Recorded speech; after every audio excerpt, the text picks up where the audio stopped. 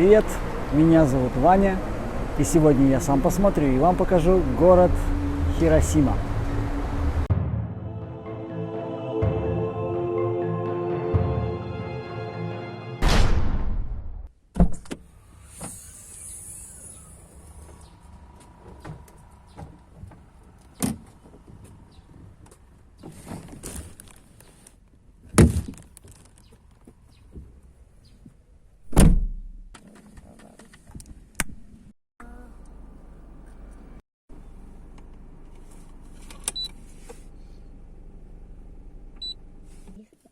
Ну все, мы готовы. А вы?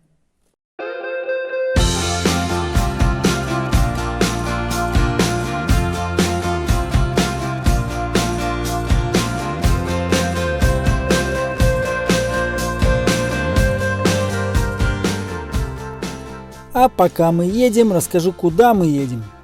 Префектура Хиросима находится в регионе Чугоку на западе острова Хонсю. Тут, кстати, в небольшом поселке Фучу располагается штаб-квартира автокомпании Mazda. По-японски, кстати, правильно говорить Мацуда. Как говорил Матроскин, это фамилия такая.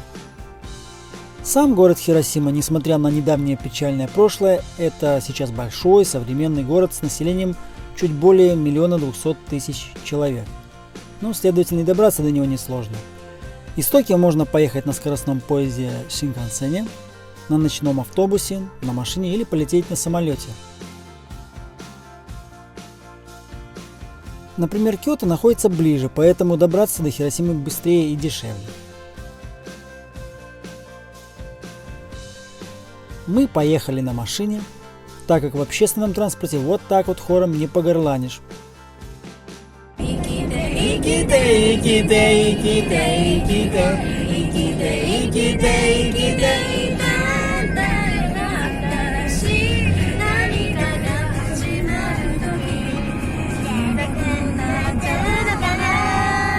Five minutes later.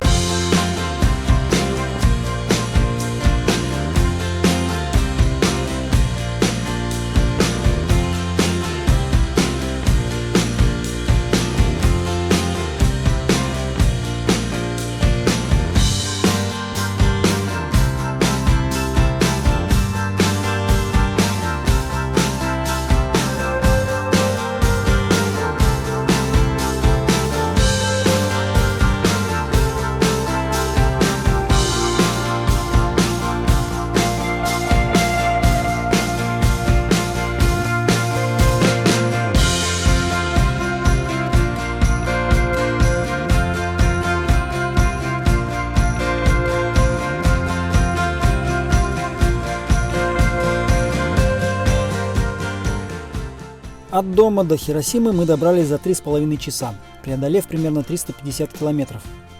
За платную магистраль мы заплатили $50.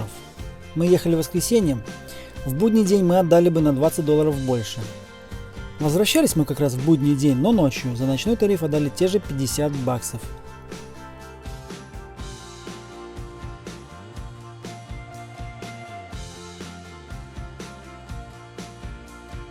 Съехав с хайвея, мы устремились сразу в центр Хиросимы.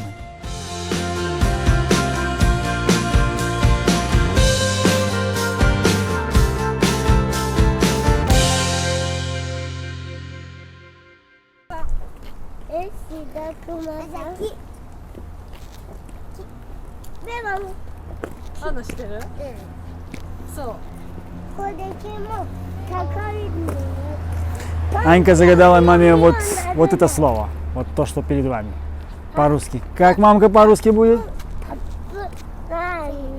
Тихо, ну ты что ты подсказываешь? Ты не знаешь? Анька, ну-ка скажи. Дерево. Дерево. Ну-ка ты скажи. Дерево. Ну неплохо, неплохо. Так, мама, следующая давай. Дерево. Нет, в смысле следующее слово.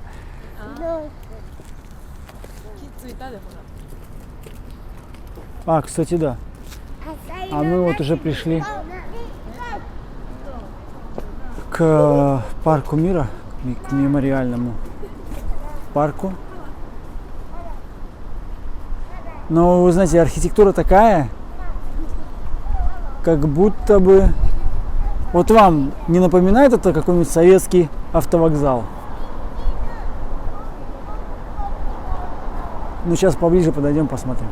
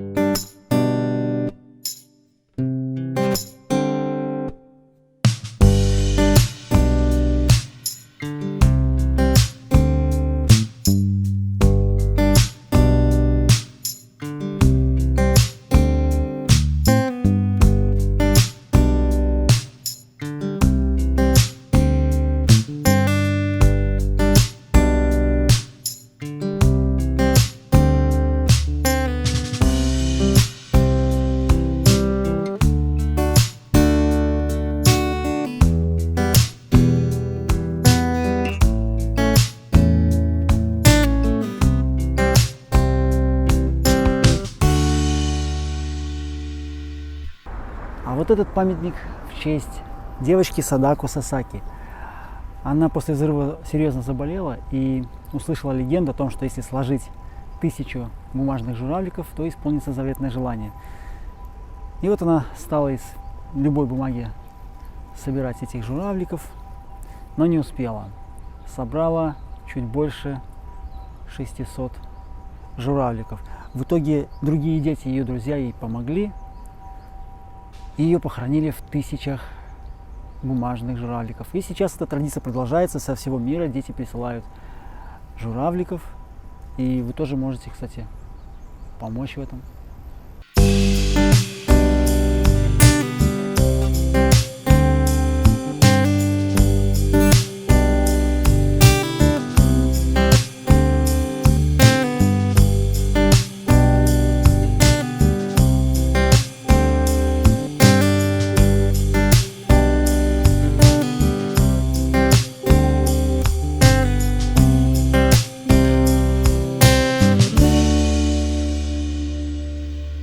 Именно вот этот мост, мост Айой, являлся ориентиром для пилота американского бомбардировщика 6 августа 1945 года.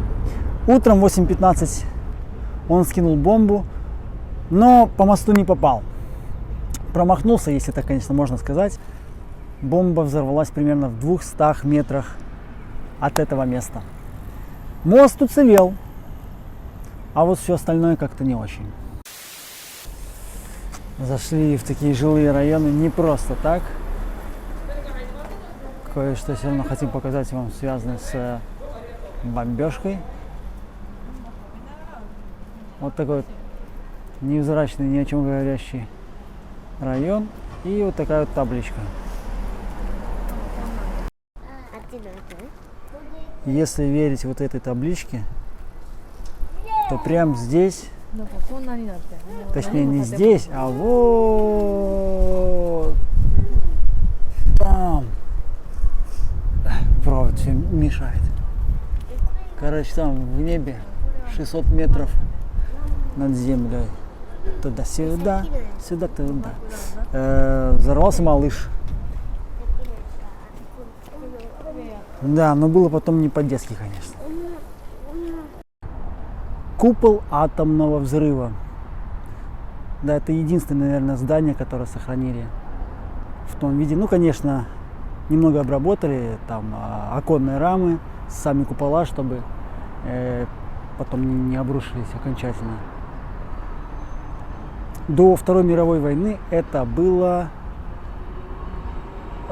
выставочный центр торгово-промышленной палаты города Хиросима.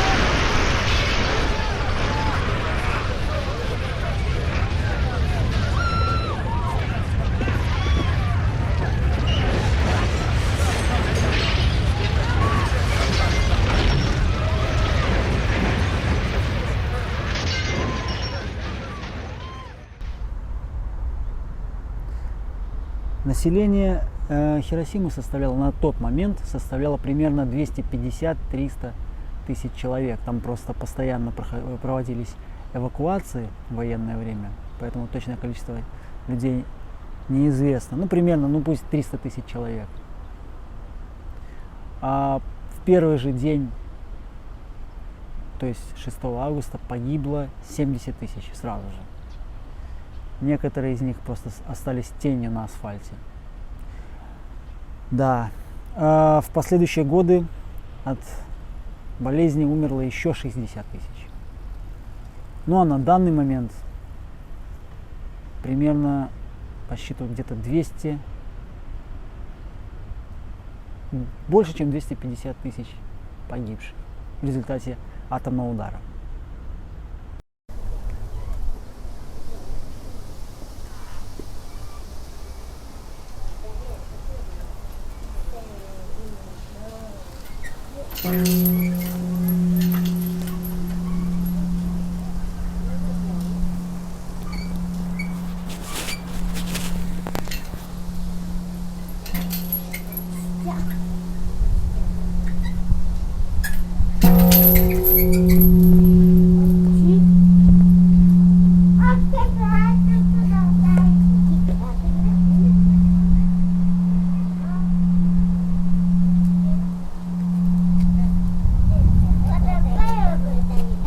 Yoshika-san,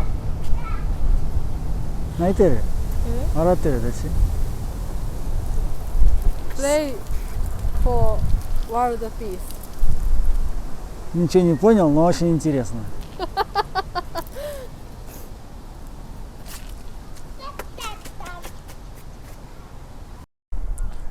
Ну вот мы погуляли по парку. Красиво, мощно, то есть так без особого пафоса, но понимаешь, о чем это все здесь. Пацан наш гулять пошел куда-то. Главное, чтобы законов не нарушал. Ну, уже все зеленое, круто, но прохладно. Прохладно, ветер довольно. Я так понимаю, вы меня вообще не слышите, наверное, в микрофон, да? То есть ветер довольно сильный. А вон там трамвайчики хиросимские классные, там и современные, и старые. Я от трамваев тащусь. Вот, дети жалуются, что холодно. Я тоже жалуюсь. Мне тоже холодно. Все, бежим одеваться и продолжаем гулять.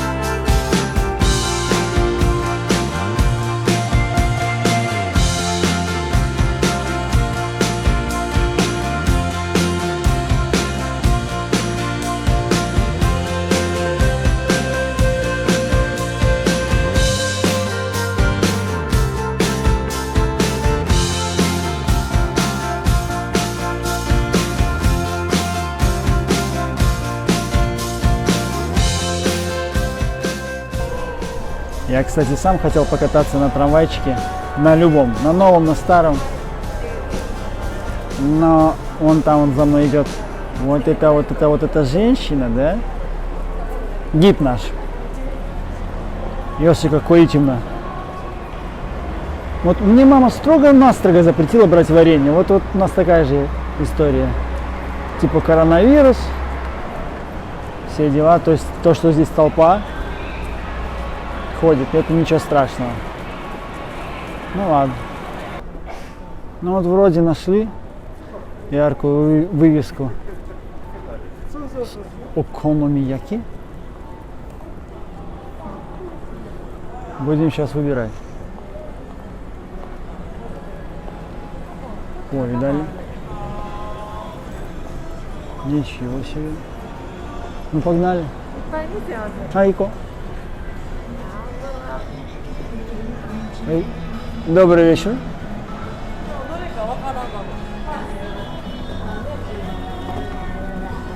Это Окономимура. Переводится как деревня Окономияки. Тут на 3 этажах десятки маленьких заведений. Наверное, самое популярное место, где готовят окономияки. В каждом регионе Японии есть свое коронное блюдо. В Хиросиме это как раз окономияки, жареный омлет с мясом, капустой и лапшой. Тут вам его приготовят прямо перед вами. Хотя есть рестораны, где вам приносят ингредиенты, но жарите вы сами. Кстати, интересно, что еще одним регионом окономияки является Осака, из которой мы приехали. В то время как в стиле Осаки ингредиенты складываются в большой цельный омлетный блин, в стилях Хиросимы требуется наложение слоев. Весь процесс занял примерно минут 10.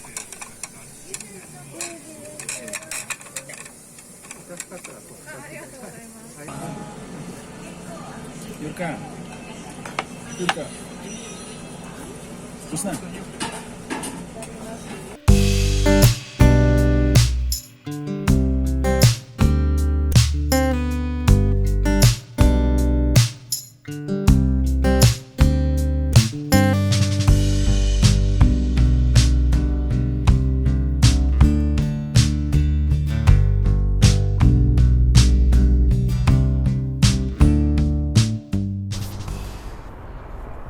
Хиросимский замок, или как его еще называют, замок Карпа. Замок 16 века, хотел я так сказать, но настоящий замок был деревянный, только фундамент, основание было каменное. Поэтому, конечно, он пал жертвой атомного взрыва. Сейчас это, в принципе, можно сказать, новое здание, железобетон.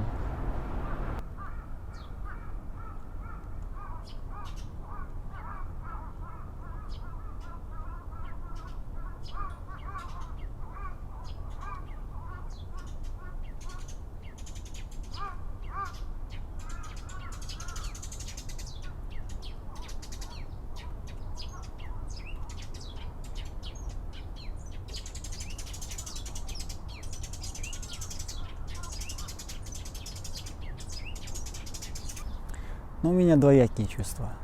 С одной стороны, замок-то не настоящий, можно сказать, макет.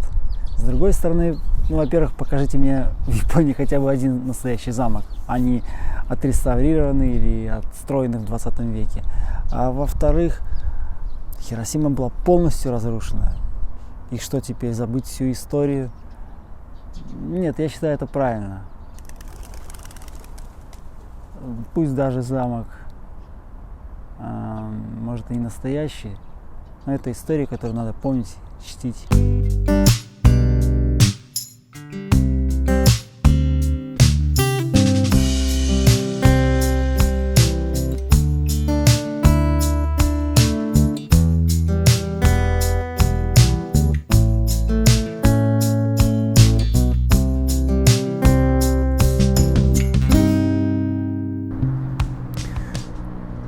В свое время, когда замок был построен, это примерно конец 16 века, это был самый большой замок в Западной Японии.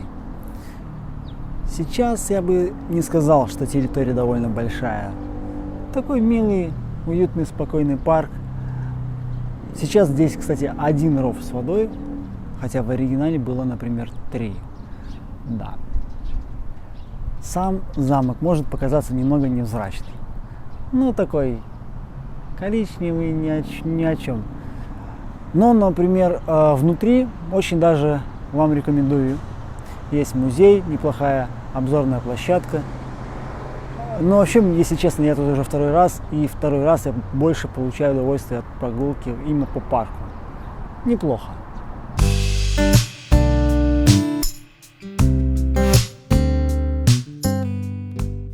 Вот такая вот Хиросима, точнее ее центр. На больше у нас не было времени. Город отстраивался не без помощи американцев, поэтому тут не характерные для Японии широкие проспекты, еще более не характерные широкие тротуары. Фишкой города, конечно, являются трамваи. Тут их несколько поколений. Есть и современные, а есть и ветераны, которые пережили даже атомный удар. Также меня удивили указатели улиц на тротуаре.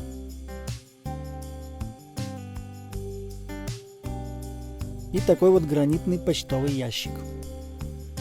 Но вообще, Хиросима — это типичный японский город с проводами, рекламными вывесками, с элитными домами, которые соседствуют, прямо скажем, с бараками. Но все равно Хиросима — это уникальный город. Несмотря на полное разрушение, продолжает жить. Кстати, интересный момент, что в Хиросиме не упоминается, что именно американцы сбросили бомбу. Обычно на табличках у памятников написано просто «ядерная атака» или «была сброшена бомба». Японцы сейчас желают мира и не ищут врагов. Это здорово. Ну а пока.